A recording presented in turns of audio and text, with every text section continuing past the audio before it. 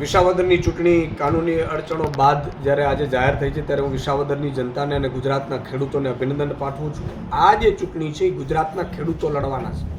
આ ચૂંટણી આમ આદમી પાર્ટી કે માત્ર ગોપાલ ઇટાલિયા નહીં, પરંતુ આ ચૂંટણી ગુજરાતના 54 લાખ ખેડૂતો, મજૂરો, શ્રમિકોની ચૂંટણી છે.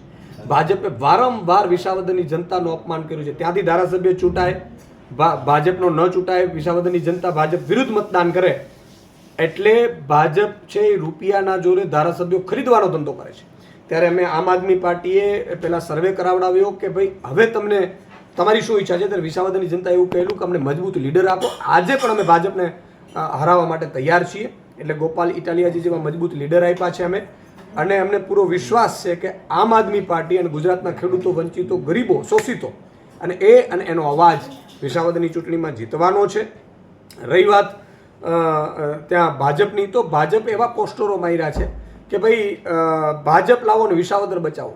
શરમ આવી જોઈએ ભાજપને. ત્યાંની તાલુકા પંચાયત ભાજપની, જિલ્લા પંચાયતો ભાજપને, ધારાસભ્યો ભાજપનો, સાંસદ સભ્ય ભાજપનો, રાજ્ય સરકાર ભાજપની, કેન્દ્ર સરકાર ભાજપની, તો તમે શેનાથી વિસાવદર બચાવવાની વાત કરો છો? વિસાવદરની સાથે તમે અન્યાય કર્યો છે, વિસાવદરના ખેડૂતોનું અપમાન કર્યું છે.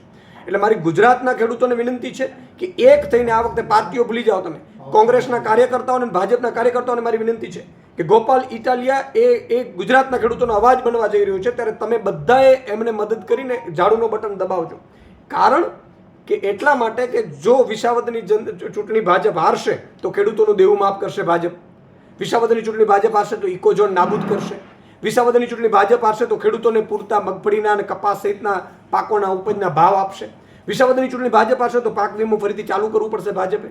વિસાવદરની ચૂંટણી હારશે તો આખા ગુજરાતના ખેડૂતોને ફાયદો થશે. અને ગોપાલ ઇટાલિયાજી જ્યારે જશે વિધાનસભામાં ત્યારે એનો અવાજ ગુંજશે. રહી વાત કોંગ્રેસની, તો મારે કોંગ્રેસના નેતૃત્વને પણ મારી વિનંતી છે કે તમે 4 પેટા ચૂંટણીમાં આમ આદમી પાર્ટીએ તમને ટેકો આપ્યો, આપણે નક્કી થયેલું હતું, છતાંય તમે ઉમેદવારો ઊભી રાખવાની જે વાત કરી રહ્યા છો એટલે તમે ગઠબંધન તોડ્યું છે. સાથે સાથે તમે કોના દબાણથી તોડ્યું છે ખબર નથી. પછી રાહુલ ગાંધી કહેતા હતા કે ભાઈ કોંગ્રેસના કેટલાક નેતાઓ ભાજપની બી ટીમની જેમ કામ કરે છે. કદાચ એ લોકોએ ધંધાના અથવા તો બીજા કોઈ દબાણથી ઉમેદવારો નક્કી કરવાનું નક્કી કર્યું હોય, પણ મારે કોંગ્રેસના વિસાવદરના કાર્યકર્તાઓને વિનંતી કરવી છે હાથ જોડીને કે આ તમારો અવાજ, એમાં એની જીત થવી જોઈએ, ખેડૂતોની જીત થવી જોઈએ, ગોપાલ ઇટાલિયાની જીત થવી જોઈએ. એટલે આ મેસેજ પણ આખો ક્લિયર ત્યાં પહોંચવું જોઈએ. અને કોંગ્રેસવાળા એવું કહે છે કે અમને ઉમેદવારમાં પૂછવા નથી આવ્યું. અરે ભાઈ, તમે પેટા ચૂંટણીમાં અમને નથી પૂછ્યું, કારણ કે જેના ભાગમાં હોય એ ઉમેદવાર નક્કી કરે છે. 24 લોકસભામાં તમે નક્કી કર્યા હતા. રહી વાત, એવું કહેવાય છે કે ભાઈ ભાવનગરની લોકસભા તમે આપી હતી.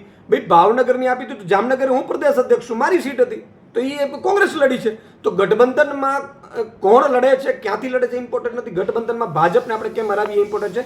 અને છેલ્લી વાત મારે એવું કહેવું છે કે આ ભાજપના આ વિસાવદરની ચૂંટણી છે એ ભાજપ જેવા અજગર જેવો ભરવો લઈ લીધો જનતાને છોડાવવાની ચૂંટણી છે. મારે સૌની વિનંતી કરવી છે કે કોઈની વાતોમાં આવ્યા વગર માત્ર ઝાડુ આમ આદમી પાર્ટી ગોપાલ ઇટાલિયાને જીતાડે એવી મારી અપીલ છે.